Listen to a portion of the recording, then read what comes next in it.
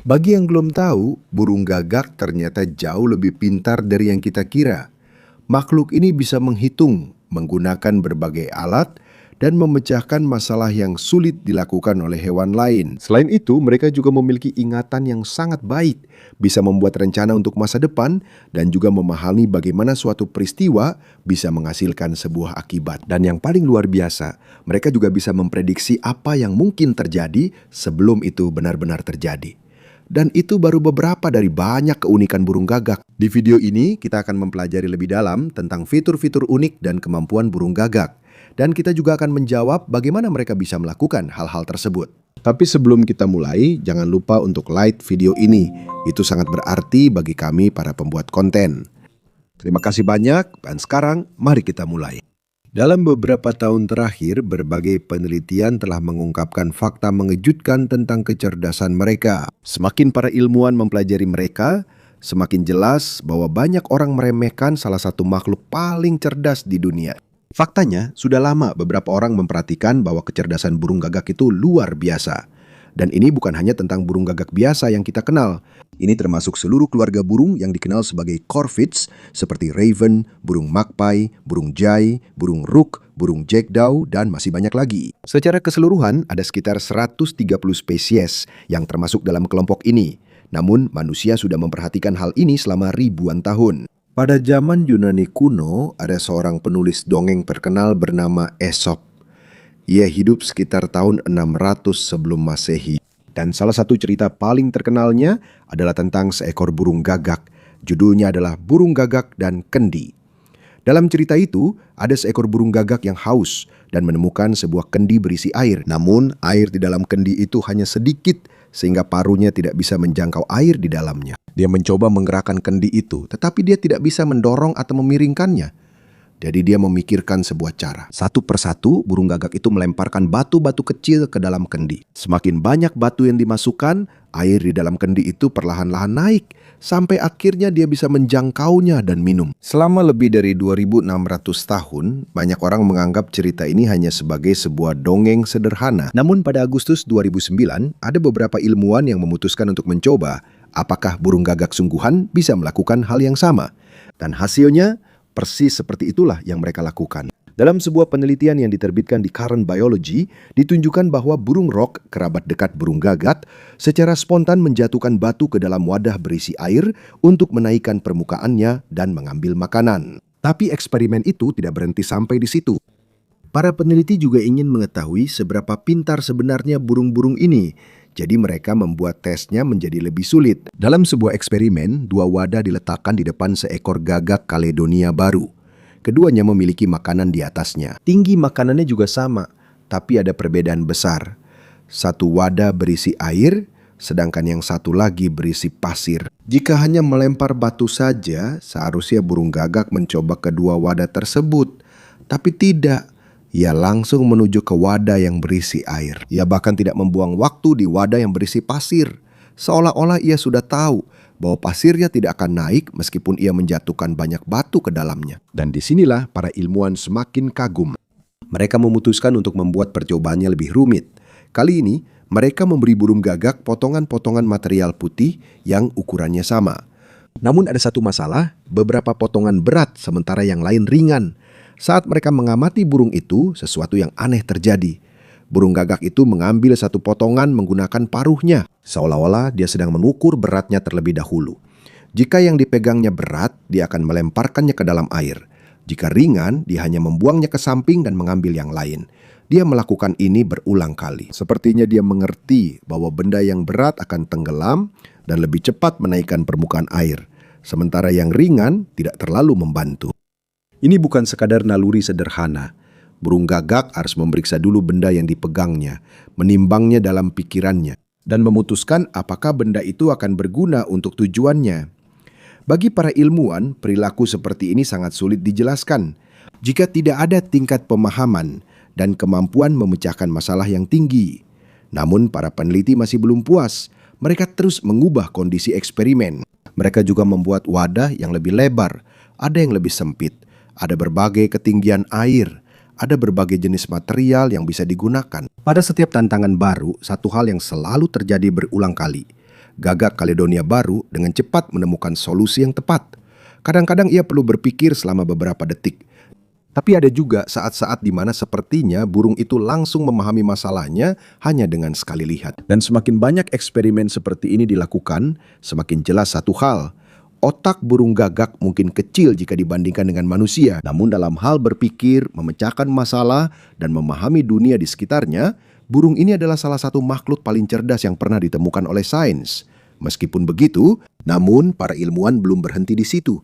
Pada titik itu, mereka memutuskan untuk membuat eksperimen yang benar-benar akan menyulitkan burung gagak. Seolah-olah mereka memberinya ujian yang sangat sulit.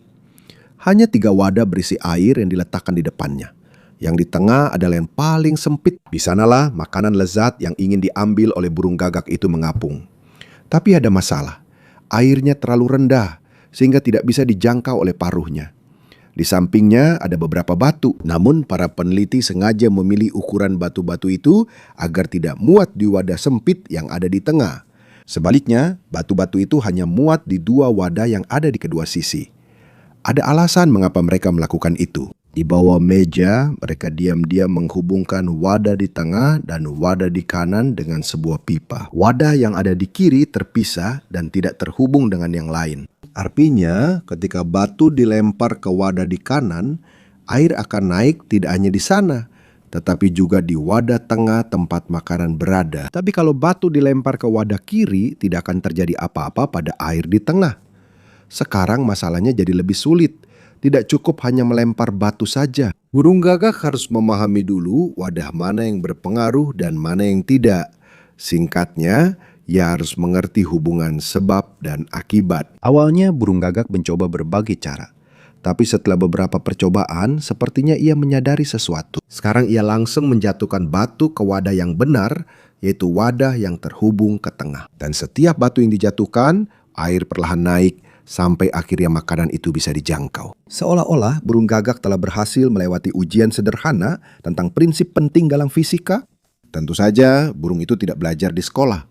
Tapi pemahaman yang ditunjukkannya sangat mengagumkan. Sekarang, agar kita bisa lebih memahaminya, mari kita kembali ke cerita Archimedes.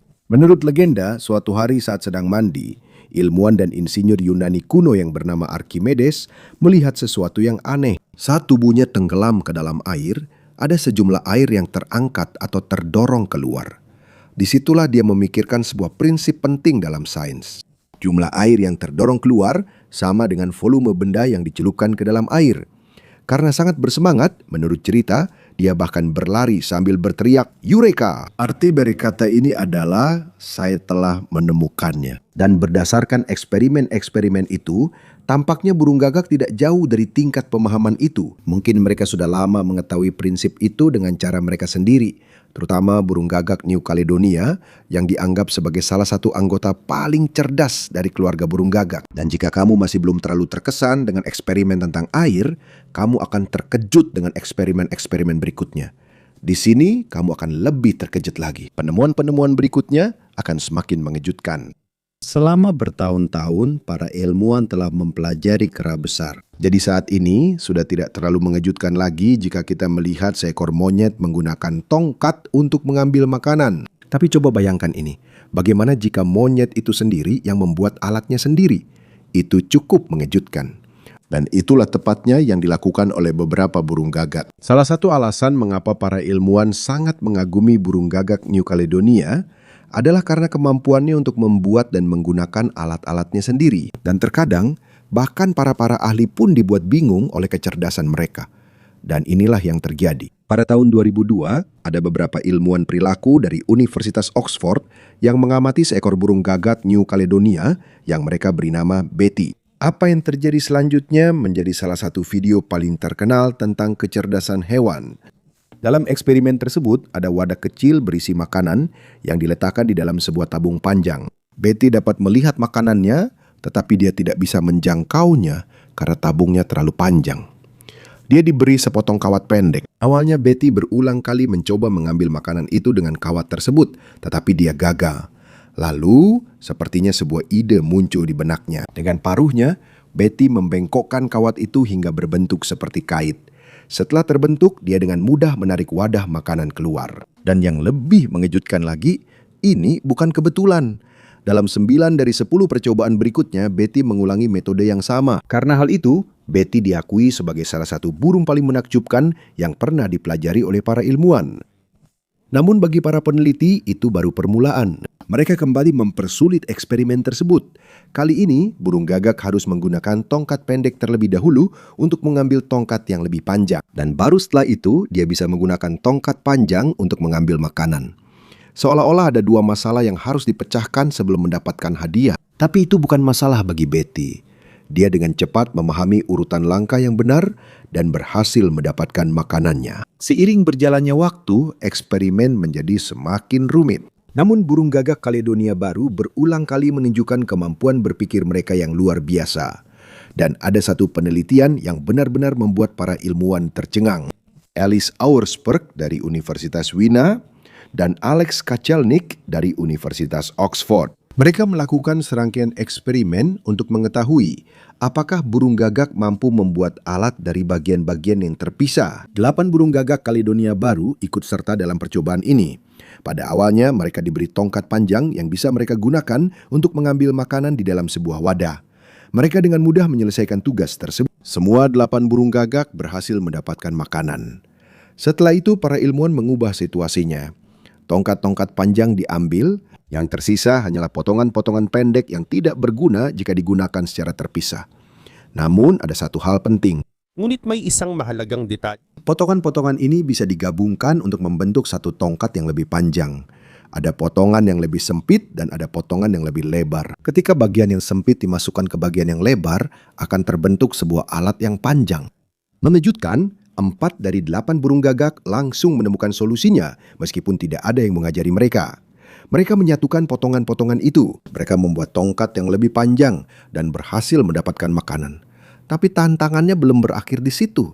Para peneliti membuatnya semakin sulit. Dalam versi baru eksperimen, tongkat-tongkat itu tidak bisa langsung disambungkan. Mereka harus menggunakan konektor atau adaptor khusus untuk membuat alat yang tepat. Dan disinilah seorang jenius sejati muncul di kelompok itu. Setelah memeriksa benda-benda di depannya, burung gagak itu memahami untuk apa adaptor-adaptor tersebut.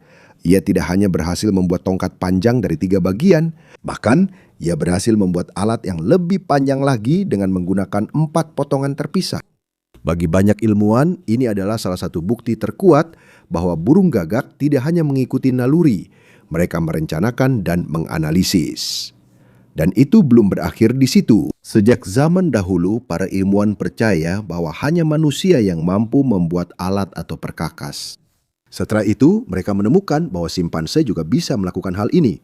Kemudian, mereka berpikir bahwa hanya manusia dan simpanse yang memiliki kemampuan untuk membuat alat yang lebih rumit dari bagian-bagian terpisah. Tapi sekarang, burung gagak juga masuk dalam daftar itu. Bayangkan saja, seekor burung mampu menggabungkan berbagai bagian untuk membuat alat yang berfungsi agar bisa mencapai tujuannya. Ini seperti seekor monyet yang secara spontan membuat kursi kecil menggunakan palu dan paku, meskipun tidak ada yang mengajarinya bagaimana caranya. Meskipun demikian, semakin para ilmuwan mempelajari mereka, semakin banyak fakta mengejutkan yang terungkap. Namun sebelum kita mengungkap semua itu, kita harus terlebih dahulu menjawab, mengapa sains hampir mengabaikan salah satu jenis hewan paling cerdas di planet kita? Selama beberapa dekade, orang-orang telah memperhatikan bahwa burung gagak memiliki perilaku yang unik. Mereka belajar lebih cepat, mereka juga lebih baik dalam memecahkan masalah. Dan mereka sering melakukan hal-hal yang tidak biasa dilakukan oleh burung lain. Namun meskipun semua pengamatan itu, banyak ilmuwan masih enggan menyebut burung gagak sebagai hewan yang cerdas. Ada alasannya. Selama waktu yang lama, studi tentang pemikiran dan kecerdasan hampir seluruhnya berfokus pada manusia. Setelah itu, penelitian beralih ke primata, karena banyak yang mengatakan bahwa mereka adalah kerabat terdekat kita di kerajaan hewan. Dan akhirnya, ke mamalia lainnya. Ada satu hal yang sama-sama kita miliki, dan itu adalah neokorteks. Neokorteks adalah bagian dari otak yang sudah lama dianggap sebagai pusat pemikiran tingkat tinggi, pembelajaran, pengambilan keputusan, dan pemecahan masalah. Singkatnya, ini adalah bagian otak yang sudah lama kita kaitkan dengan kecerdasan. Tapi ada satu masalah, burung tidak memiliki neokorteks. Bukan karena mereka kurang berkembang, juga bukan karena mereka lebih primitif. Mereka memang benar-benar tidak memiliki bagian otak seperti ini. Karena itu, para ilmuwan dulu sangat yakin jika tidak ada neokorteks, tidak ada pemikiran yang sejati. Jika tidak ada neokorteks, semua perilaku hewan hanyalah naluri belaka. Dan karena keyakinan itu, mereka hampir menutup pembahasan tentang kecerdasan burung sebelum benar-benar menelitinya secara mendalam. Bagi banyak orang, semua yang dilakukan burung gagak hanyalah naluri sederhana. Namun seiring perilaku mereka terus diteliti, penjelasan itu semakin sulit untuk dipercaya. Semakin banyak kasus pemecahan masalah yang mengejutkan. Semakin banyak pengamatan tentang penggunaan alat, dan semakin banyak bukti yang menunjukkan bahwa ada sesuatu yang lebih mendalam sedang terjadi di otak kecil mereka. Sampai akhirnya muncul eksperimen laboratorium yang tidak bisa diabaikan lagi. Dan hasilnya, ternyata beberapa anggota keluarga burung gagak tidak hanya mampu menyaingi banyak mamalia dalam hal kecerdasan. Mereka bahkan melampaui sebagian besar dari mereka. Coba pikirkan, bisakah kamu membayangkan seekor tikus membuat alat-alat yang rumit seperti yang dilakukan burung gagak? Bagaimana dengan seekor anjing? Bahkan banyak anjing pun tidak mampu menyelesaikan beberapa tugas pemecahan masalah yang bisa diatasi oleh burung gagak. Karena hal ini, para ilmuwan terpaksa mengubah pandangan mereka. Ada 3 fakta yang tidak bisa mereka sangka lagi. Pertama, burung tidak memiliki neokorteks. Kedua, pada mamalia, neokorteks sangat penting untuk kecerdasan. Dan ketiga, burung memiliki kecerdasan, terutama keluarga burung gagak. Jadi, hanya ada satu kesimpulan logis. Desain otak burung berbeda dengan mamalia. Mereka tidak membutuhkan neokorteks untuk menjadi cerdas. Mereka punya cara sendiri. Dan disinilah dimulai salah satu perubahan terbesar dalam studi tentang kecerdasan hewan. Ketika para ilmuwan memiliki teknologi yang lebih modern seperti pencitraan otak dan tomografi, mereka bisa mengamati aktivitas otak burung tanpa harus membuka tengkoraknya. Dan di sanalah mereka menemukan sebuah rahasia yang mengejutkan. Otak burung gagak itu seperti superkomputer kecil. Pertama-tama, neuron mereka lebih kecil. Karena itu, mereka bisa memiliki lebih banyak neuron yang muat dalam ruang yang sama. Kedua, susunan neuron di otak mereka sangat rapat. Lebih banyak sel saraf yang ditempatkan di area yang lebih kecil. Dan itu belum semuanya. Para ilmuwan dari Universitas Charles bersama peneliti dari Universitas Wina dan Universitas Vanderbilt menemukan bahwa kepadatan neuron pada burung gagak dan burung beo hampir 2 kali lebih tinggi dibandingkan dengan monyet dan bahkan mencapai 4 kali lipat dibandingkan dengan tikus.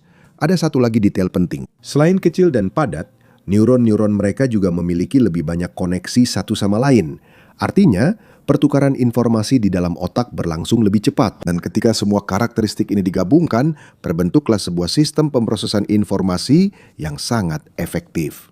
Inilah salah satu alasan mengapa burung gagak dapat melakukan hal-hal yang dulu kita kira hanya bisa dilakukan oleh primata. Dan terkadang agak menakutkan memikirkan betapa pintarnya mereka. Misalnya, bagaimana jika kami katakan bahwa ada burung gagak yang bisa menggunakan mesin penjual otomatis? Ya, kamu tidak salah dengar. Ada burung gagak yang belajar menggunakan mesin untuk mendapatkan hadiah.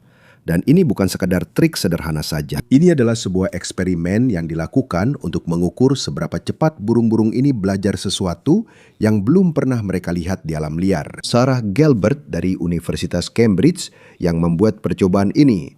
Tujuannya sederhana. Dia ingin mengetahui seberapa cepat burung gagak bisa belajar ketika dihadapkan pada situasi yang benar-benar baru. Dan hasilnya sekali lagi membuktikan bahwa burung gagak mungkin lebih pintar daripada yang kita kira. Inilah yang mereka lakukan. Mereka membuat tugas yang hampir mustahil dikaitkan dengan kehidupan normal seekor burung. Bahan yang mereka pilih, kertas. Di alam, tidak ada alasan bagi seekor burung gagak untuk menggunakan kertas demi mendapatkan makanan. Jadi, jika mereka bisa memecahkan masalah ini, itu berarti mereka benar-benar berpikir dan tidak hanya mengandalkan naluri atau pengalaman sebelumnya. Untuk eksperimen ini, para peneliti membuat sebuah mesin penjual otomatis sederhana untuk burung. Begini mekanismenya. Ketika selembar kertas dimasukkan ke dalam sebuah slot kecil, sepotong daging akan keluar sebagai hadiah. Pada awalnya, burung gagak diperlihatkan terlebih dahulu bagaimana cara menggunakan mesin tersebut. Tidak lama kemudian, mereka dengan cepat memahami sistemnya. Mereka belajar bahwa kertas itu seperti pembayaran dan daging adalah hadiah sebagai gantinya. Tapi tentu saja, para ilmuwan masih belum puas. Mereka membuat percobaannya lebih sulit lagi. Kali ini mereka memberi burung gagak kertas besar yang tidak muat di slot mesin penjual otomatis. Untuk mendapatkan makanan, mereka harus mencari cara agar kertas itu bisa muat. Dan yang terjadi sungguh mengejutkan. Menurut Sarah Gilbert, hampir setengah dari yang diuji berhasil. Mereka secara spontan memikirkan untuk merobek kertas menjadi bagian-bagian yang lebih kecil. Tidak ada yang mengajari mereka, tidak ada yang memberi contoh. Mereka sendiri yang menemukan solusinya. Tapi itu belum bagian yang paling keren. Para peneliti ingin tahu apakah burung gagak bisa mengingat ukuran kertas yang tepat meskipun tanpa petunjuk. Jadi, masing-masing dari 8 burung gagak diberi mesin penjual otomatis sendiri. Setiap mesin hanya menerima kertas dengan ukuran tertentu. Jika ukurannya salah, tidak ada hadiah seperti ini. Jika benar, ada daging. Dan yang lebih mengejutkan, tidak ada contoh atau template yang ditunjukkan kepada burung-burung itu. Mereka harus mengingat dengan tepat ukuran kertas yang dibutuhkan untuk mesin mereka sendiri. Setelah itu, mereka sendiri yang membuatnya. Dan mereka berhasil. Mereka mengingat ukuran yang tepat dan berhasil membuat kertas yang persis dibutuhkan untuk mendapatkan hadiah seperti ini. Sebenarnya, seolah-olah mereka telah belajar menggunakan bentuk uang yang sederhana. Dan karena hal ini, para ilmuwan pun memikirkan pertanyaan baru. Sungguh, mereka bisa memahami konsep sebuah token yang bisa ditukar dengan makanan. Apakah mereka juga bisa menghitung? Pertanyaannya memang terdengar seperti lelucon. Tapi para peneliti benar-benar mencoba ini dengan serius. Di Universitas Tübingen, Helen Dietz dan Andreas Nieder memutuskan untuk mencari tahu apakah burung gagak benar-benar bisa menghitung. Untuk memastikan hasilnya, mereka memasang sensor saraf khusus pada 2 burung gagak untuk memantau aktivitas otak mereka selama percobaan berlangsung. Setelah itu, mereka mengajari burung-burung tersebut sebuah permainan sederhana di layar. Pada layar pertama akan muncul 1 hingga 5 titik hitam di dalam lingkaran abu-abu. Setelah beberapa saat, titik-titik itu akan hilang. Kemudian akan muncul gambar baru. Jika jumlah titik pada gambar kedua sama dengan gambar pertama, burung gagak harus mematuk layar. Jika jawabannya benar, mereka akan mendapatkan hadiah seperti ini. Sekarang ada satu detail penting di sini. Mereka tidak diperlihatkan angka 1, 2, 3, 4, atau 5. Hanya titik-titik saja. Dan pada setiap percobaan, ukuran dan posisi titik-titik juga berbeda-beda agar mereka tidak bisa mengenali gambar hanya dari bentuknya saja. Singkatnya, mereka benar-benar harus menghitung dan hasilnya sangat mengejutkan. Dalam kurang lebih 75% dari kesempatan, jawaban burung gagak benar. Ini sangat jauh dari sekedar menebak yang hanya memiliki peluang 50%. Mereka lebih sering salah ketika jumlah titiknya sudah 4 atau 5. Semakin banyak yang harus dihitung, semakin sulit bagi mereka. Dan bagi para ilmuwan, ini adalah tanda penting bahwa mereka benar-benar menghitung dan bukan sekedar menebak. Sementara semua ini terjadi, ada satu lagi hal menakjubkan yang ditemukan. Sensor-sensor melacak aktivitas sekitar 500 neuron di otak burung, dan ternyata hampir 100 dari neuron-neuron ini aktivitasnya berubah tergantung pada jumlah titik yang dilihat oleh burung gagak. Ada neuron-neuron yang tampaknya khusus untuk angka 1. Ada juga yang lebih aktif ketika 2 atau lebih yang dihitung. Seolah-olah otak mereka punya sistem menghitung sendiri. Yang lebih mengejutkan lagi, cara kerja neuron-neuron ini mirip dengan proses yang juga ditemukan di otak primata. Dan ingat, desain otak burung dan monyet itu sangat berbeda. Tapi meskipun begitu, keduanya sama-sama bisa mengembangkan cara untuk memahami angka. Dan kalau kamu pikir itu sudah bagian yang paling menakjubkan, tunggu dulu. Karena eksperimen berikutnya menyentuh langsung pada sebuah kemampuan yang sudah lama dianggap para ilmuwan hanya dimiliki manusia. Kemampuan ini disebut rekursi. Kalau kamu seorang insinyur perangkat lunak atau ahli bahasa, mungkin kamu sudah familiar dengan istilah ini. Tapi supaya lebih mudah dipahami, mari kita pikirkan sebuah kalimat sederhana. Misalnya, Catherine mengatakan kepada John bahwa Susan memakan es krim yang dia beli. Dalam kalimat ini ada sebuah ide yang terkandung di dalam ide lain. Dan di dalamnya ada lagi satu ide. Ini adalah hubungan kecil. Ini adalah contoh sederhana dari rekursi. Kemampuan untuk memahami informasi yang saling bertumpuk dan mengikuti siapa yang melakukan apa. Ini sangat penting dalam bahasa manusia. Tanpa ini akan sangat sulit untuk membuat kalimat panjang dan ide yang rumit. Tapi bahkan manusia pun punya batasan di sini. Ketika sebuah kalimat terlalu panjang dan terlalu banyak detail yang saling bertumpuk, kita juga menjadi bingung. Itulah sebabnya kadang-kadang kita perlu mengulang membaca bagian yang sulit. paragraf ini sulit dipahami untuk mengerti maknanya. Selama waktu yang lama, para ilmuwan percaya bahwa hanya manusia yang memiliki kemampuan untuk memahami rekursi. Mereka percaya bahwa hewan lain kekurangan memori dan daya pemrosesan untuk melakukan hal ini. Namun, semuanya berubah pada tahun 2020 ketika serangkaian eksperimen oleh para ahli biologi Amerika menunjukkan bahwa bukan hanya manusia yang mampu memahami bentuk sederhana dari rekursi. Mereka mencoba ini pada monyet. Tentu saja, mereka tidak diberi kalimat panjang tentang Catherine, John, dan Susan. Sebagai gantinya, mereka menggunakan simbol yang lebih sederhana, berbagai jenis tanda kurung. Para subjek tes, mereka harus menyusun tanda kurung dalam urutan yang benar untuk mendapatkan hadiah seperti ini. Ini adalah versi paling sederhana dari rekursi yang bisa dilakukan dalam sebuah eksperimen. Orang dewasa dapat menyelesaikannya dengan mudah. Namun, anak-anak yang berusia sekitar 3-4 tahun melakukan kesalahan pada hampir setengah dari percobaan.